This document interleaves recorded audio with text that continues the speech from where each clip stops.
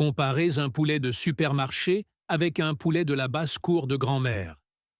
L'un a grandi sous une lampe, dans une cage avec 20 autres oiseaux, nourris d'aliments industriels contenant plus de produits chimiques que de grains.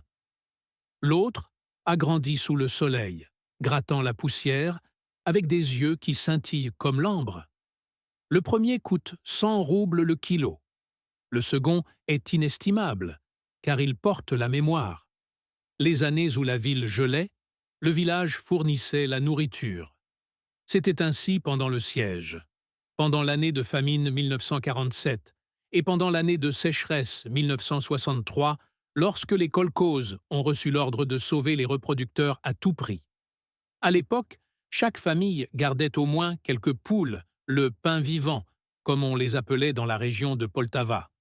En Biélorussie, on les appelait les géniteurs des jardins. Au Kazakhstan, dans la périphérie de Séméi, les gens se souviennent encore comment les femmes faisaient bouillir de la mouture d'orge pour nourrir la volaille quand tout le reste partait au front. Ces oiseaux de basse-cour ont survécu à tout, aux Allemands, aux réformes et à la frénésie du marché des années 90. Parce qu'il n'y avait pas de réfrigérateur, mais il y avait un perchoir. Il n'y avait pas d'aliments industriels. Mais il y avait la sagesse. Le poulailler se trouvait à côté de la grange, élément d'un écosystème vivant. Il y avait un ordre développé sur des générations. Le grain était séché au grenier, les coquilles d'œufs n'étaient pas jetées, elles étaient broyées, et les poules mangeaient leur propre passé pour le transformer en futur. Personne ne disait « bio » à l'époque, car il n'y avait tout simplement pas d'autres moyens. C'est maintenant une autre époque. L'industrie a promis la commodité en disant « Nous nourrirons tout le monde ». Et pendant un certain temps, elle l'a fait. Mais à quel prix? En 2024, l'analyse des aliments a montré qu'en moyenne, les mélanges industriels contiennent jusqu'à 40% de matière de charge. Tourteaux d'oléagineux, farine d'os, acides aminés synthétiques. La lysine est artificielle. La méthionine provient de produits pétroliers. La vitamine D3 ne vient pas du soleil, mais d'un laboratoire. Les poulets grandissent vite, mais leur système immunitaire est affaibli. Ils respirent la poussière de leurs propres plumes, et les antibiotiques font désormais partie de leur alimentation, comme le sel. Tout cela pour un standard, pour un œuf identique, un goût identique, un consommateur identique. Mais la nature ne tolère pas les copies. Et voici le paradoxe. Plus il y a de technologie dans l'alimentation, moins il y a de vie dans l'œuf. Un œuf du commerce brille sous une lampe, comme du plastique. Un œuf de poule de basse-cour est dense, sans le champ, avec un jaune couleur d'ambre. Ce n'est pas du romantisme, c'est de la biochimie. Les caroténoïdes, qui donnent au jaune sa couleur riche, ne sont synthétisés que par une alimentation en plein air. Verdure, orties, fans de carottes. Les laboratoires ne peuvent pas les reproduire sous une forme vivante. La lécithine, principale source d'énergie pour le cerveau et le foie, est une fois et demie plus élevée dans les œufs naturels, et le cholestérol est plus bas, contrairement au mythe. C'est là que réside le démenti.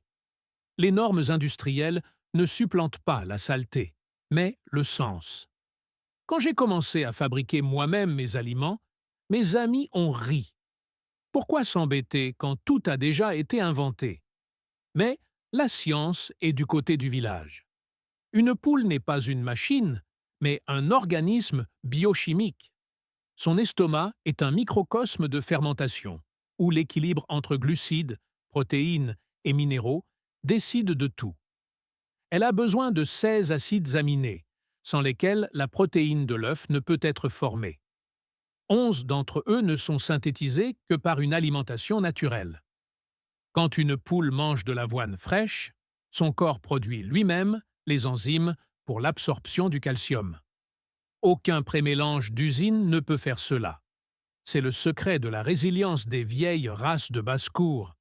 Kuchinskaya Jubilee, Pestrianka, Orlovskaya.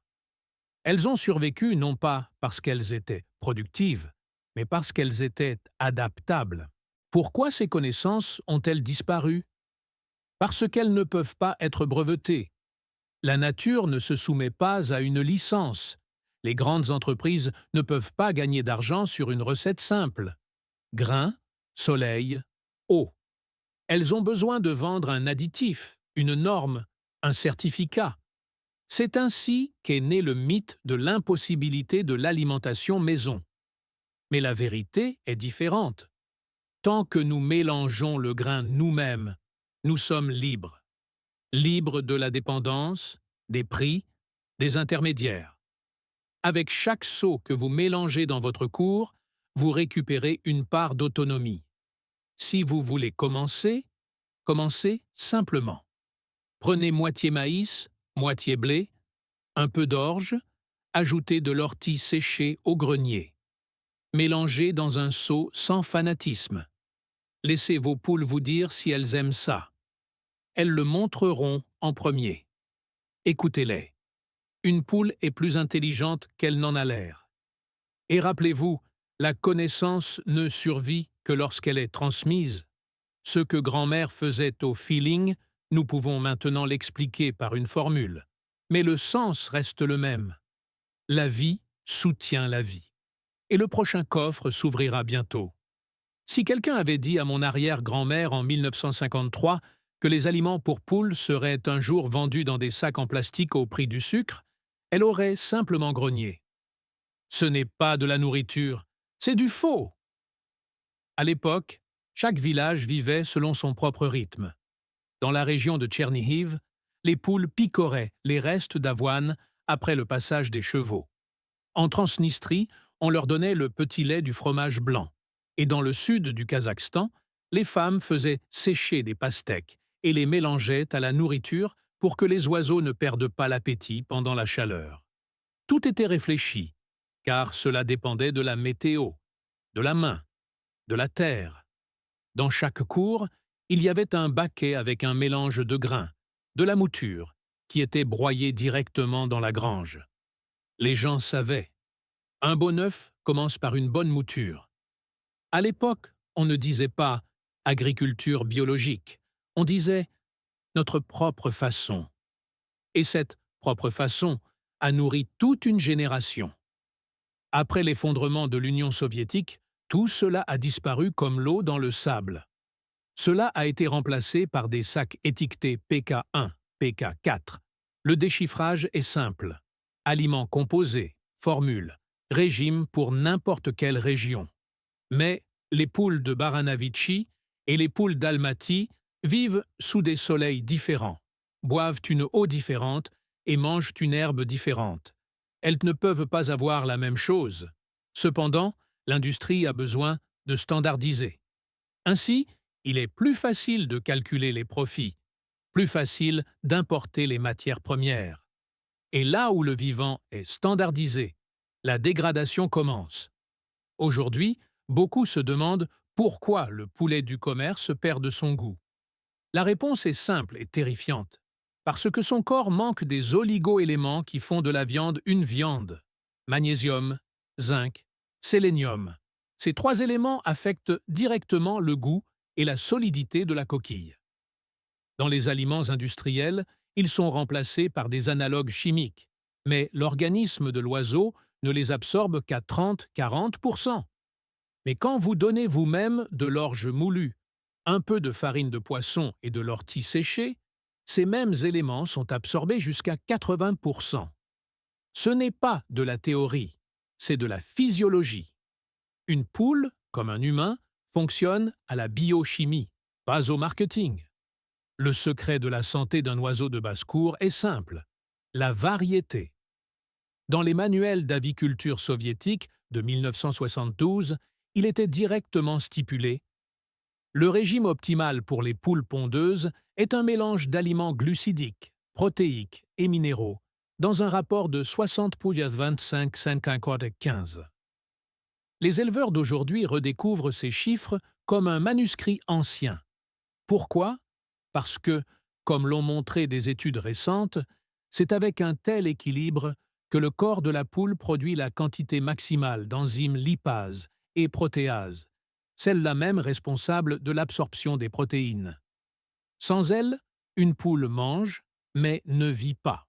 Essayez l'astuce suivante, éprouvée depuis des générations. Prenez un bocal d'1 litre de maïs concassé, un demi-litre de blé et un verre d'avoine. Faites tremper le tout dans de l'eau tiède pendant la nuit. Pendant ce temps, le grain se réveille, le taux de vitamine E triple et l'activité enzymatique augmente de 60%. Le matin, séchez-le légèrement et donnez-le aux poules. Vous verrez comment elles picoreront jusqu'au dernier grain, car elles sentent la vie.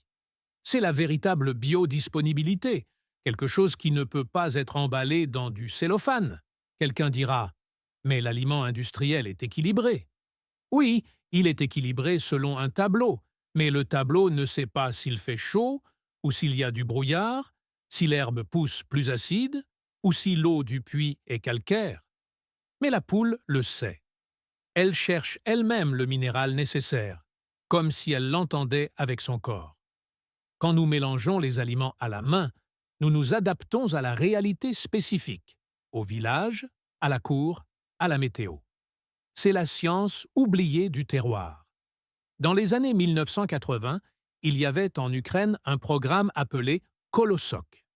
Des scientifiques parcouraient les villages et enregistraient les recettes d'aliments faits maison, car ces méthodes sauvaient la volaille pendant les périodes de pénurie. Des recettes avec ajout de coquillages broyés, de cendres d'os et d'oignons séchés ont été conservées dans les archives.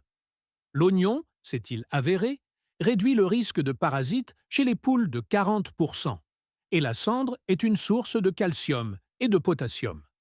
Mais, avec l'avènement de l'ère du marché, ces connaissances ont été jugées non scientifiques, et à tort. Plongeons plus profondément dans la biologie. Un œuf de poule se compose de 65% d'eau, 12% de protéines, 11% de graisse et environ 1% de minéraux. Pour produire un œuf, une poule a besoin de 2 grammes de calcium, 0,5 g de phosphore et 0,1 g de magnésium. Cela signifie que sans un accès quotidien à une source de minéraux, l'oiseau dépouille ses propres os. D'où les coquilles molles et les problèmes de pattes. La solution est élémentaire, séchez les coquilles, broyez-les et ajoutez-en une cuillère à soupe par kilogramme d'aliments. C'est gratuit et ça marche. L'histoire des protéines est plus intéressante. La protéine n'est pas seulement de la viande. La protéine, c'est le soja, le tournesol, le trèfle, la luzerne. Mais c'est la chaîne d'acides aminés d'origine animale qui rend la protéine complète. Autrefois, on nourrissait les poules avec des déchets de poissons bouillis, et ce n'était pas un caprice, mais un savoir. La farine de poisson contient de la lysine et de la méthionine sous leur forme naturelle. En leur absence, la ponte diminue et les plumes deviennent ternes. On peut la remplacer par des graines de tournesol, mais attention, elles sont grasses, pas plus de 15% du régime. Pour les vitamines A et K, ajoutez des carottes séchées et de l'ortie. L'ortie est vraiment une plante miracle. Seulement 50 reiks d'ortie séchées fournissent la norme quotidienne de vitamine K pour une douzaine de poules, renforçant les vaisseaux sanguins et améliorant la couleur du jaune. Mais il y a un autre ennemi dont peu de gens parlent, le broyage. Quand l'aliment est broyé en poudre, il perd son activité enzymatique. L'oiseau picore, mais ne digère pas. La poussière fine obstrue le jabot, et les vitamines sont détruites par le contact avec l'air. Par conséquent, la meilleure option est un broyage grossier. Le grain doit être palpable sous les doigts. C'est ce que savaient les vieilles ménagères lorsqu'elles broyaient la mouture sur un moulin à main. Le secret n'est pas dans la technologie, mais dans la texture. Et maintenant, un peu d'économie. L'alimentation maison coûte 30 à 40% de moins que l'alimentation d'usine. Mais le bénéfice n'est pas qu'en roubles. Quand vous achetez du grain en sac et que vous le stockez dans un hangar sec, vous contrôlez la qualité. Vous n'avez pas d'intermédiaire, Pas d'origine mystérieuse de l'additif protéique. Vous voyez le grain, vous le touchez de vos mains, vous le sentez. C'est une véritable certification, humaine.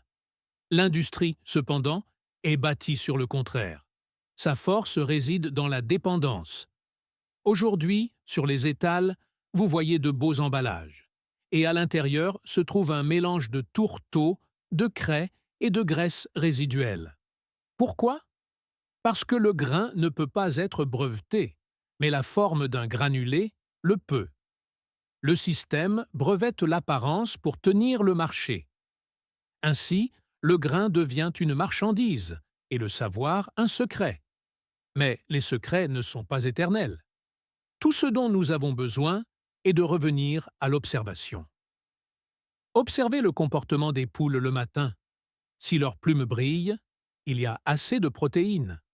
Si elles se tiennent voûtées, elles manquent d'énergie. Si la coquille est fragile, il manque du calcium. C'est simple. La nature parle, si on sait l'écouter. Mon grand-père disait « La poule est le thermomètre de la cour. Quand tout est en ordre à la ferme, elle pond. Quand quelque chose ne va pas, elle se tait. Et si vous voulez comprendre ce qui se passe dans votre cour, regardez dans la mangeoire. Tout y est écrit. La connaissance de nos ancêtres n'est pas le passé. C'est une instruction pour le futur.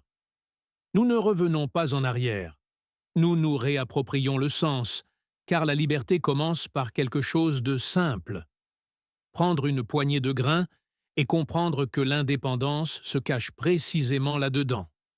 C'est le début du chemin vers l'autonomie, et le prochain coffre s'ouvrira bientôt.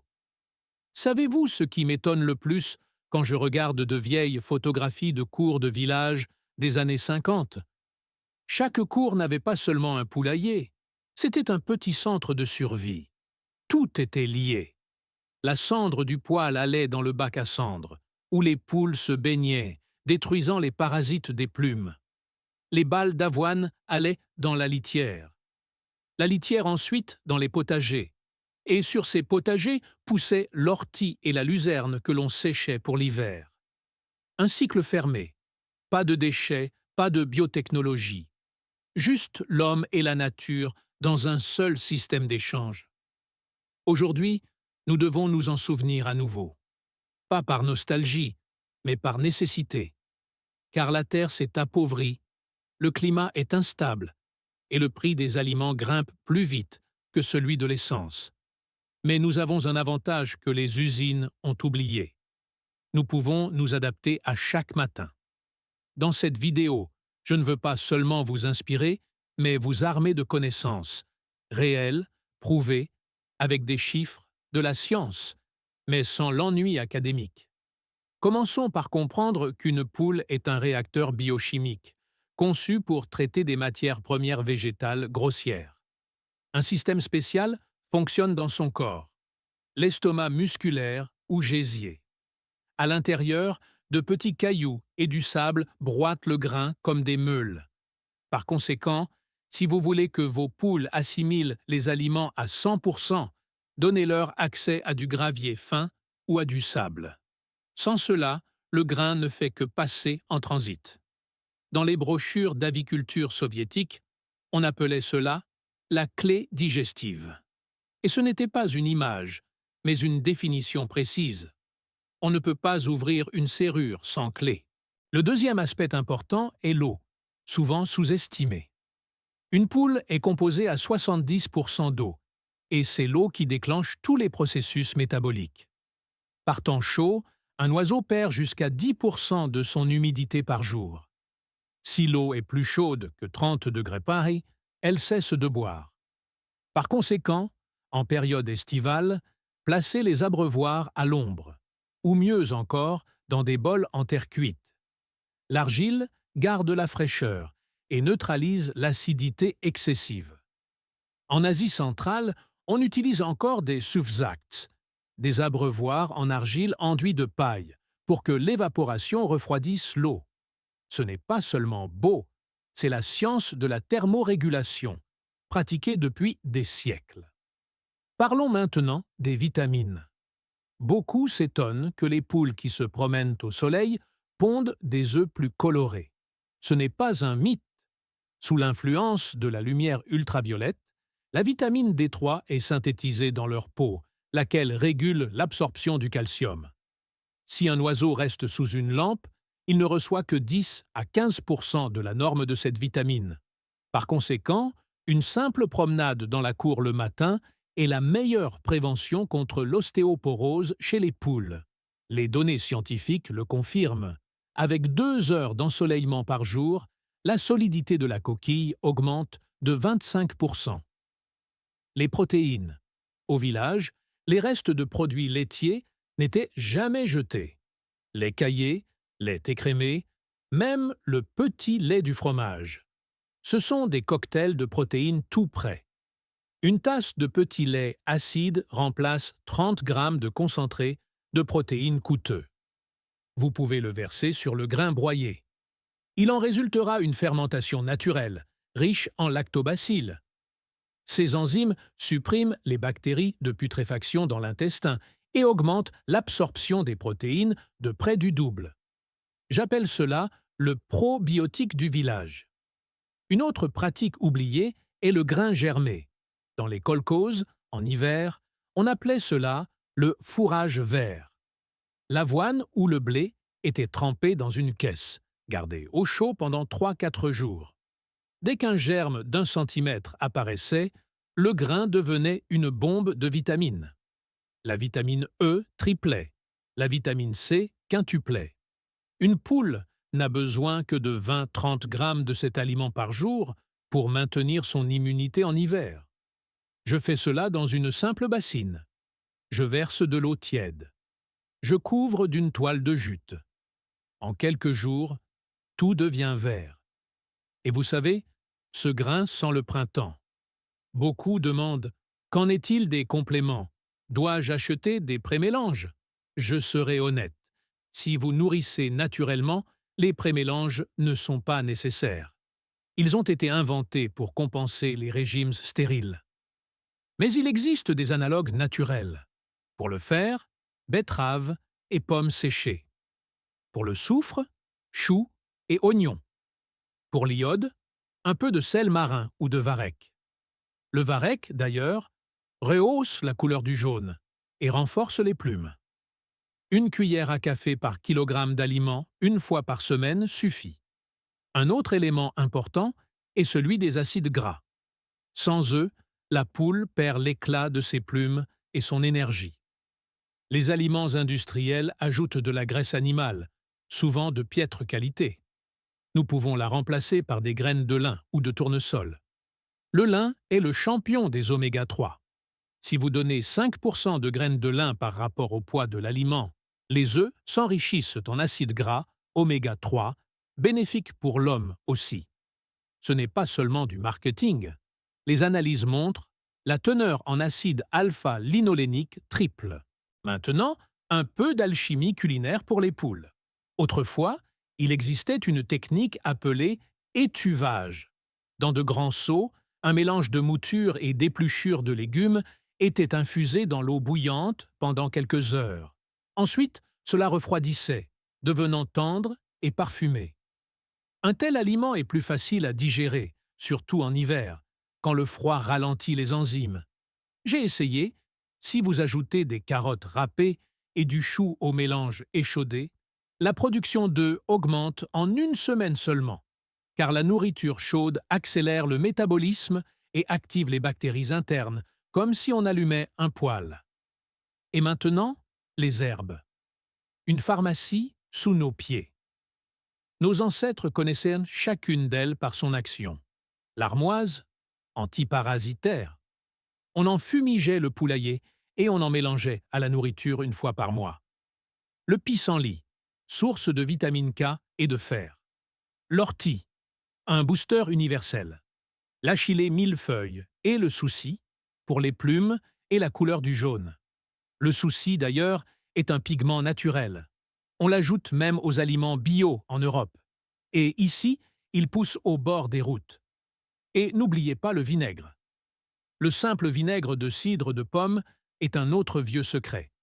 quelques cuillères par litre d'eau une fois par semaine, soutiennent la microflore intestinale et réduisent le taux de bactéries pathogènes.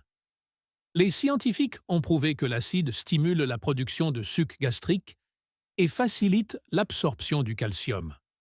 Nos grands-mères ne connaissaient pas ces termes, mais elles le savaient d'instinct. La poule boit de l'eau vinaigrée. L'œuf est plus solide. Mais le plus important est sans doute l'observation. La poule vous dit elle-même ce qui lui manque. Si elle pique la terre, elle cherche des minéraux. Si elle pique ses plumes, elle manque de soufre ou de protéines.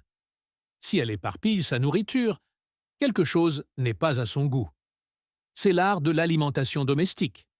Entendre le vivant. Après tout, une poule ne reste pas muette. Elle parle avec son corps, ses yeux, ses sons. Il suffit d'être attentif.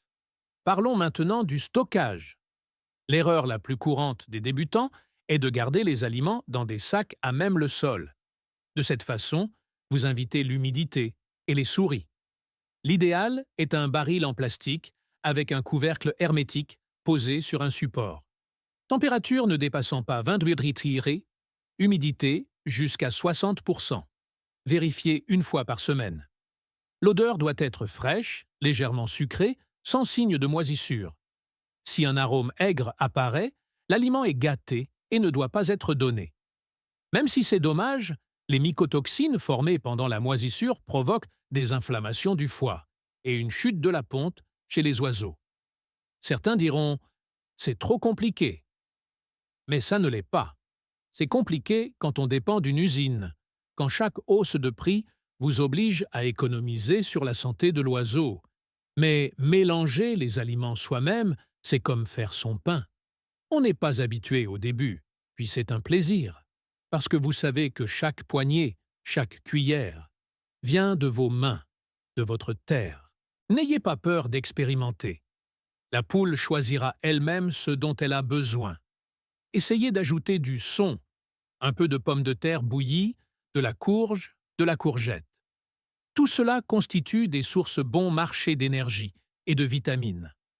Et si vous voulez booster l'immunité du troupeau, ajoutez une fois par semaine un peu d'ail écrasé ou d'origan séché à la nourriture. C'est un antibiotique naturel, reconnu en médecine vétérinaire. De cette façon, nous redonnons vie à la science ancienne que possédaient nos grands-mères. Elles n'avaient pas de laboratoire, mais elles avaient des yeux et des mains, et leur savoir a sauvé des vies pendant les sécheresses, les guerres et les changements. Aujourd'hui, nous pouvons combiner ce savoir avec la science moderne et créer un système où chaque poule n'est pas seulement vivante, mais en bonne santé. Nous vivons à une époque où l'autonomie n'est pas un luxe, mais une nécessité. Quand la ville peut s'arrêter, mais que le poulailler continuera de fonctionner, car la vie commence toujours simplement par du grain, de l'eau et de la lumière. Et si vous avez regardé jusqu'ici, vous faites déjà partie de ceux qui redonnent du sens à l'agriculture, car la connaissance ne survit que lorsqu'elle est transmise, et le prochain coffre est déjà en route. Quand on parle d'alimentation maison, il est important de comprendre.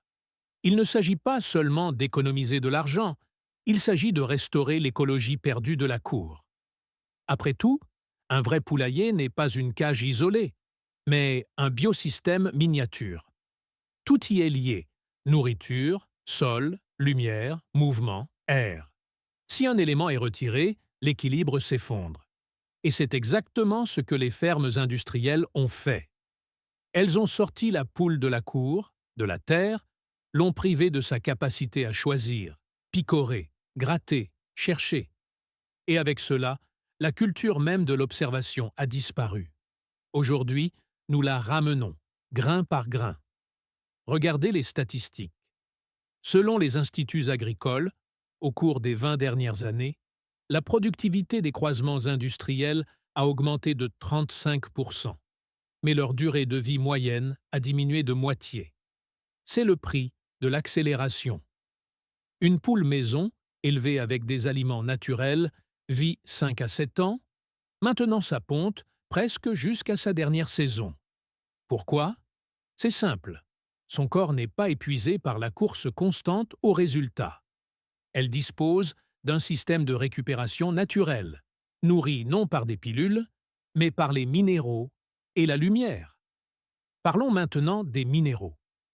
Sans eux, il n'y a ni os solide, ni œuf de qualité.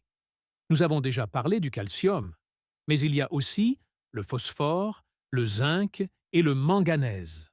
Le phosphore est responsable du métabolisme énergétique et de la transmission de l'influx nerveux, particulièrement important pour les jeunes poules pondeuses. On peut l'obtenir à partir d'os broyés, mais c'est plus simple et plus sûr à partir de cendres d'os calcinés. Ramassez les os après ébullition, séchez-les, broyez-les, puis brûlez-les dans un four jusqu'à ce qu'ils soient blancs. Cela donnera une cendre riche en phosphate. Un véritable pré-mélange naturel. Le zinc se trouve dans les graines de courge, le manganèse dans le sarrasin. Beaucoup sont surpris de voir qu'un simple ajout de cendre peut changer le comportement d'un oiseau. Mais c'est un fait. Avec un apport régulier de cendre, les poules deviennent plus actives, se picorent moins les plumes, et le piquage diminue. Autrefois, on disait même « qui donne de la cendre à une poule lui enlève sa colère ». La science confirme. Le potassium et le calcium régulent l'équilibre acido-basique du sang et donc le niveau de stress. Discutons maintenant d'un aspect important, l'alimentation saisonnière. Notre climat est capricieux. Les étés sont chauds, les hivers sont longs, les printemps sont boueux, les automnes sont humides, et l'alimentation doit vivre avec la saison. En été, la base, grains légers et verdure. Cela comprend le blé, l'avoine, moins de maïs, beaucoup d'herbes, chénopodes, pissenlits, plantains. Ces herbes peuvent être séchées à l'ombre, puis ajoutées en hiver. En automne, plus de glucides pour préparer les oiseaux au froid. Orge, maïs, pommes de terre bouillies. En hiver, une pâtée chaude, un peu de graisse, des graines, du son, de la farine d'avoine. Au printemps, vitamines, germes et calcium, pour reprendre des forces après l'hiver et préparer la ponte. Une vieille pratique ukrainienne s'appelait Sitsevaya Kasha, un mélange de mouture, de lait chaud, de betteraves râpées et de choux. On en donnait le matin pendant les gelées. On disait qu'après cela, les poules chantaient des chansons. Et en effet, les protéines du lait et le sucre des betteraves soutiennent l'énergie, et le chou apporte des fibres. Ce n'est pas du folklore, mais un calcul précis des nutriments. Regardons maintenant à l'intérieur d'un œuf, littéralement. Le jaune est un concentré de tout ce que la poule mange. Si l'aliment contient suffisamment de caroténoïdes, carottes, soucis, orties, maïs, le jaune sera orange vif. Si le régime est pauvre, la couleur sera pâle. Et voici ce qui est intéressant. Une couleur de jaune riche est directement liée au taux d'antioxydants, en particulier la lutéine.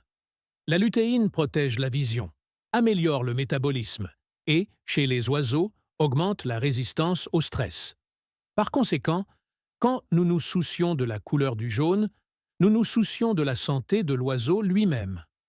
Dans les vieux manuels d'aviculture, on trouve une recette de purée vitaminée pour l'automne. Courges bouillies, carottes, son et une cuillère d'huile de tournesol. Aujourd'hui, on appelle cela un optimisateur nutritionnel. Mais à l'époque, c'était simplement « c'est l'heure de leur donner quelque chose de bon ». Et ça marchait. Et maintenant, analysons pourquoi l'industrie a supplanté ce savoir. Tout est une question d'économie d'échelle. Quand une ferme avicole nourrit 100 000 oiseaux, il est plus rentable de travailler par les mathématiques que par l'intuition. La science devient un outil de contrôle, pas de soin. Ils ont besoin que la poule grandisse vite et uniformément, pour que l'œuf soit standardisé en poids et en couleur. Mais, dans ce système, il n'y a pas de place pour l'individualité, pas de place pour la terre. Par conséquent, quand vous revenez à votre propre nourriture, vous rendez à l'oiseau sa personnalité. C'est pourquoi les vieilles races, Kuchinskaya, Zagorskaya, Adler Silver, redeviennent populaires chez les particuliers. Ces poules n'ont pas besoin d'antibiotiques, ne tombent pas malades à cause des courants d'air et s'épanouissent avec un régime simple. Elles ont une mémoire génétique pour manger ce qui pousse sous leurs pattes. Elles ont un code de résilience. Et notre tâche est de ne pas laisser ce code disparaître. Plongeons dans le micromonde. L'intestin de la poule abrite jusqu'à 10 milliards de bactéries bénéfiques. Elles décomposent les fibres, produisent des vitamines B et régulent l'immunité. Mais les aliments d'usine avec antibiotiques tuent cette microflore. Sans elle, l'oiseau devient dépendant de stimulateurs externes. Quand vous nourrissez naturellement, vous ne fournissez pas seulement de la nourriture, vous restaurez tout un écosystème dans son corps. Cela explique le phénomène. Les poules nourries à la maison tombent moins souvent malades, même sans vaccination. La nature se guérit d'elle-même si on ne l'entrave pas. Maintenant, pour les proportions spécifiques. Pour un troupeau de 10 poules pondeuses, la consommation moyenne est d'environ 1 kg d'eau d'aliments par jour. Cela signifie qu'il faut 7 kg de mélange pour une semaine. Proportion 40% de maïs, 30% de blé, 15% d'orge, 10% de tourteaux de tournesol et 5% de compléments calciques. Coquilles, craie, cendres. Une fois par semaine, ajoutez une poignée de grains germés par oiseau. Et, en hiver, tous les 3 jours, une pâtée échaudée de mouture avec des légumes. C'est tout. Des maths simples, mais l'effet est celui d'un régime premium. Et souvenez-vous de l'air. Le poulailler doit respirer. L'ammoniac est le principal ennemi de la santé des oiseaux. Son taux augmente quand l'humidité dépasse 70%. Une litière sèche est le meilleur remède. On peut utiliser de la sciure, mais la paille hachée est préférable. Elle retient la chaleur et se composte naturellement. Une fois par semaine, ajoutez une couche fraîche et vous obtiendrez un sol chaud naturel. Il y a un autre détail dont on parle rarement, le régime lumineux. Une poule ne pond qu'à la lumière. L'optimum est de 14-16 heures d'éclairage par jour. Mais il est important que la lumière soit douce, chaude, sans scintillement. Autrefois, on utilisait pour cela des lampes avec des réflecteurs en papier d'aluminium ou en plaques de cuivre. Ce n'est pas seulement esthétique. Le cuivre réfléchit la chaleur infrarouge et désinfecte l'air. Aujourd'hui, vous pouvez utiliser des lampes LED à spectre chaud, 2700-3000 K, mais allumez-les progressivement pour ne pas stresser l'oiseau. Et savez-vous pourquoi tout cela est important? Parce que la santé d'une poule est le miroir de celle de l'homme. Plus elle vit naturellement, plus notre propre foyer devient sain. En la nourrissant de grains, nous nous nourrissons aussi, à travers l'œuf, à travers la viande, à travers l'air qu'elle purifie en grattant le sol et en lui rendant la vie. Et voici la philosophie. L'aliment n'est pas seulement de la nourriture, c'est un langage de communication entre nous et la nature. Et plus ce langage est simple, plus la compréhension est profonde. Quand vous mélangez l'aliment avec vos mains, vous touchez littéralement le cycle de la vie. Et c'est de ce contact que commence l'indépendance. Nous pouvons construire un futur où chaque cour devient un petit laboratoire de la vie, où il n'y aura pas de dépendance à l'usine, mais une confiance en la terre. Après tout, la connaissance ne survit que lorsqu'elle est transmise. Transmise non pas par Internet, mais par une main, un geste, un regard, l'odeur du grain frais. Et si vous ressentez cela, cela signifie que vous avez déjà ouvert la voie vers le prochain coffre. Quand j'ai réalisé pour la première fois que les poules pouvaient être philosophes, j'ai trouvé ça drôle. Mais j'ai commencé à observer. Elles vivent selon un rythme que nous, humains, avons perdu. Le matin, le soleil et le grain. Le jour, la recherche. Le soir, la vie sociale et la paix. Pas de hâte, pas d'ambition, pas de stress. Leur monde est une miniature d'une ferme bien gérée où tout a un sens. Et plus nous revenons à cet ordre naturel, plus la vie elle-même devient propre. C'est pourquoi l'alimentation maison n'est pas seulement une question de nutrition, mais une question de vision du monde. Mais revenons aux choses sérieuses. Maintenant, je veux vous donner le maximum de connaissances pour que vous puissiez passer entièrement à une alimentation autonome, sans perdre la productivité ni la santé de vos oiseaux. Commençons par un fait de base.